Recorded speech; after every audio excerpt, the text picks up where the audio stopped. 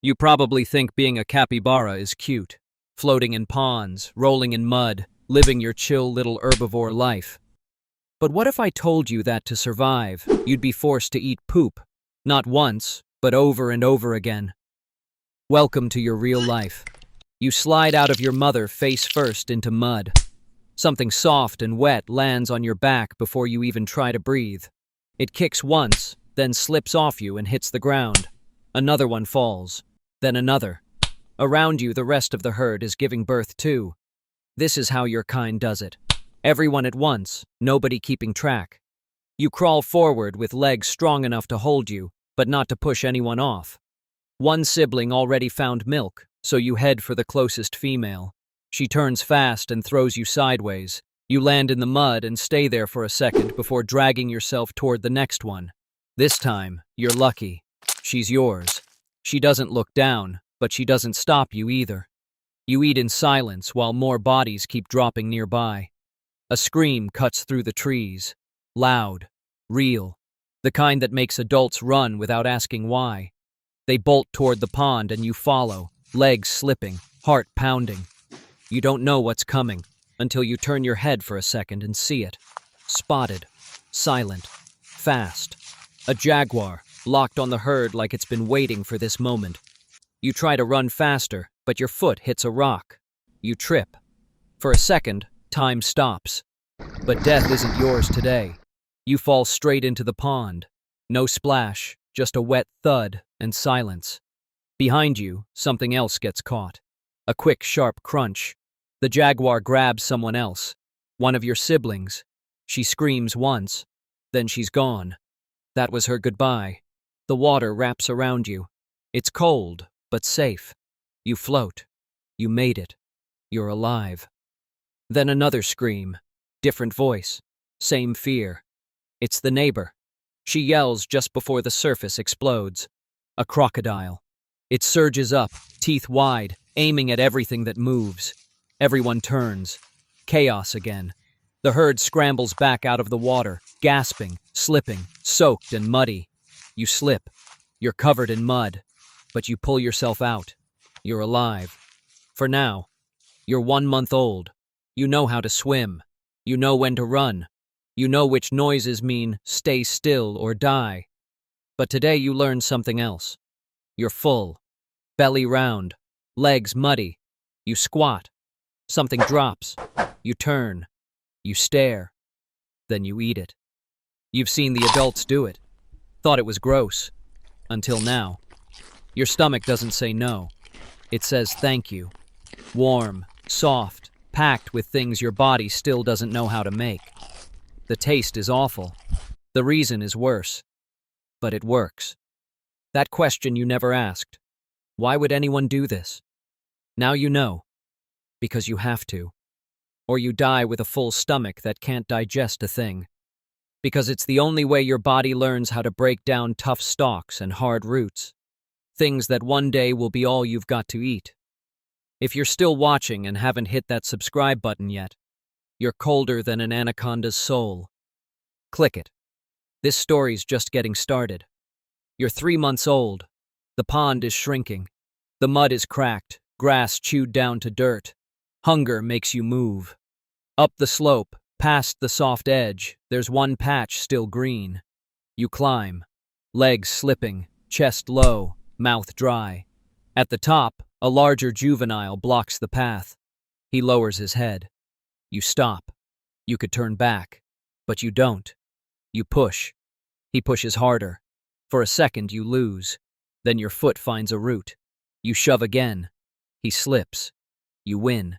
You reach the grass first. You eat fast. Chew hard. Don't stop. The others see you. They start climbing. The one you beat tries to squeeze next to you. You turn, feet planted. He backs off. Later, you squat. Then turn around and eat it. Like always. You still hate the taste. But now you understand. You're not eating poop. You're eating experience. You're 6 months old. Hungry. Again. The grass is gone. The pond is shrinking. And the mud cracks under your feet. You walk farther than you've ever dared. Past the others. Past safety. Then green. a single patch of weeds. You rush in, head down, chewing fast, until the water beside you shifts. It's silent, but alive. You freeze. Then something wraps around your body. Cold, heavy, tight. You scream, twist, kick. It doesn't help. The coil pulls hard, lifts you off the ground.